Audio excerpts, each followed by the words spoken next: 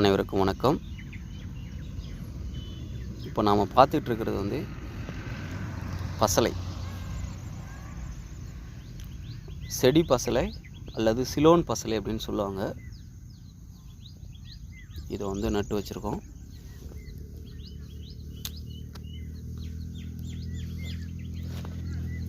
இதில் என்னன்னா பாருங்கள், சிலோன் பசலை இது வந்து அந்த கணு இருக்குங்களே, கணு வந்து சில இதில் தெரியாது, எது மேலே எது கீழேன்னு தெரியாது. ஸோ அது மாதிரி இடத்துல நம்ம வந்து தலைகீழாக ஊனி வச்சோம்னா அது வந்து இறந்துருது. பாருங்கள், இது வந்து இந்த கணு வந்து கீழ்ப்பக்கமாக இதாக இருக்குது. இது வந்து முளைச்சி நட்டு வச்சது. ஸோ அதனால் நம்ம இது என்ன செய்கிறோன்னா மறுபடியும் வந்து மாற்றி இதை வந்து நட்டு வச்சு பார்க்குறோம்.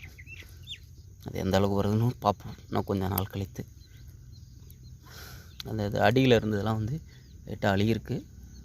இருந்தாலும் நாம் வந்து ஸோ அது மாதிரி இதில் வந்து நம்ம கணு வந்து கண்டுபிடிக்க முடியாதுங்க.